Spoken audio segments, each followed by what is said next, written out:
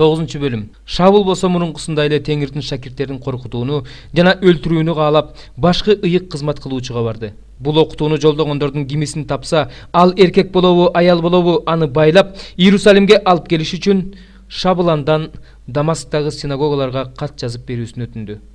Ошентип ал жолго чыгып, Дамаскка жакындап калганда, күтүлбөгөн жерден ага асмандан бир жарык түштү.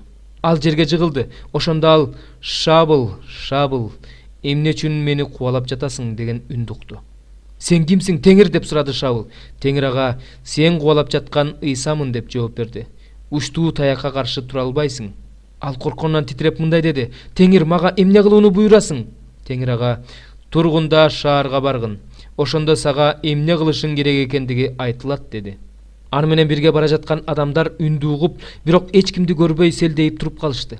Ордунан турган Шабыл көздөрү ачык болгонуна карабастан эч кимди көргөн жок. Аны колунан жетелеп Дамаскка алып келишти. Анын көзү 3 күн көргөн жок, ал тамак да жеген жок. Дамаскта Анания деген бир шакирт бар эле. Теңир көрүнүш аркылуу ага "Анания" деп кайрылды. Ал болсо "Мен угуп жатам, Теңирим" деп жооп берди. Ошондо Теңир ага мындай деди: "Тур, Түз көчөсү деп аталган көчөгө барып, Жүйүт деген кишинин үйүнөн Шабыл деген тарстык кишини сура. Ал азыр сыйынып жатат." Ал мындай көрүнүш көрдү. Көрүнүштө анын жанына Анания деген адам келип, анын көздөрү кайрадан көрүш үчүн үстүнө колдорун койду. Анания болсо Теңирге мындай деди: "Теңир, мен анын Иерусалимде сенин ыйыктарыңа канчалык жамандык кылгандыгын көп кишиден уккам. Бул жерде да ыйык кызмат кылуучулардан сенин ысымыңды чакыргандардын баардыгын байлатууга уруксат алган." Бирок Теңир ага "Баргын, анткени ал менин тандалган идишим. Ал мен жөнүндө элдердин, падышалардын жана Исраил элинин алдында жарыялайт. Менин ысымым үчүн канчалык азап чегүүсү керек экендигин мен ага көргөзөмүн" деди. Анания барып ошол үйгө кирди да Шабылдын үстүнө колдорун коюп мындай деди: "Бир тууганым Шабыл, келе жаткан жолуңда өзүңө көрүнгөн Теңир Ыйса көздөрүң кайрадан көрүш үчүн, ыйык рухка толушуң үчүн мени сага жиберди."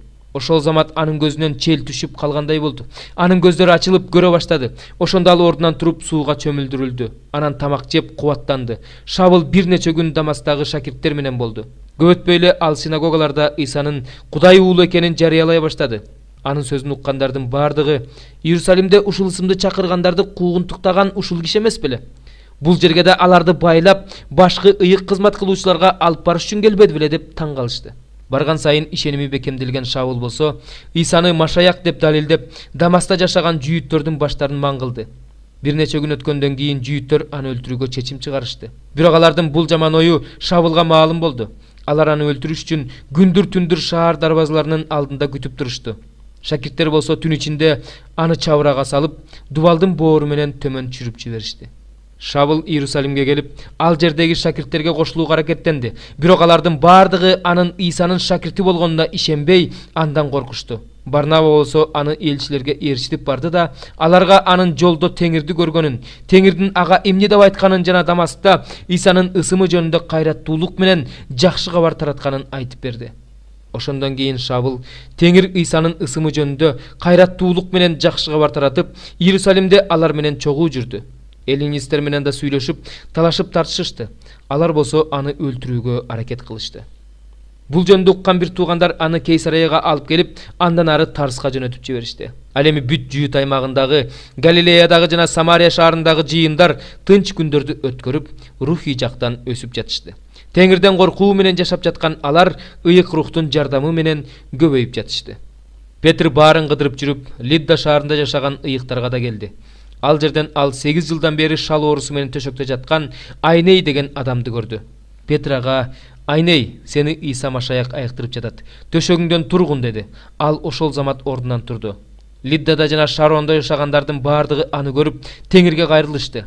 Жапа шаарында Табита деген шакирт аял бар эле. Бул ысым Жейрен деп которулат. Ал көптөгөн жакшы иштерди кылчу, жакырларга көп жардам берчү.